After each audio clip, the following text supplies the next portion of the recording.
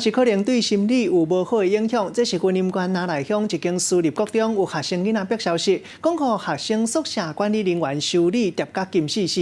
学生囡仔讲，涉任的管理人员本身就是体育教练，罚学生的方式就是举讲卡拉球的球锤来讲学生囡仔尻川皮，就学生囡仔一概予伊讲7个误请兼硬化。学校出面驳回，讲确实是有拍学生的问题。这个调监视器了解代志经过，有学生搁再贴价讲。拍学生的代志已经几多年，唔是头一回。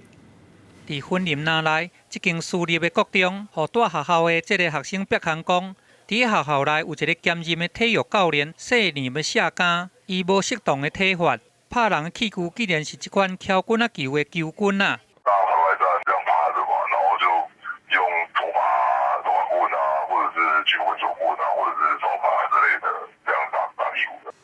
这个拍人的姓林的教练就是伊，伊伫学校服务2年外，学生别行讲，姓林的下岗，伊拍人完全看家己的心情。暗时咧训的时阵，若是这个宿舍内底整理了无好势，也是讲有囡仔咧耍，或者是集合的时阵迟到，拢会举这个敲棍啊球的球棍来讲人，特别拢是拍尻川皮，也是这个骹后肚。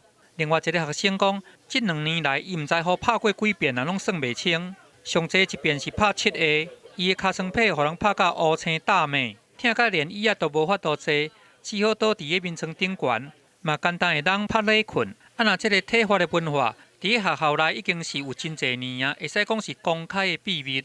按照校规在走的。不好意思，我现在在哪？接到非常多的家长来电或者私底下，告诫我们说，管理方式太松散，要求学校在宿舍管理部分是不是可以严格一点？姓林的下岗，伊无想要讲伤济，强调讲一切拢是照规定来的。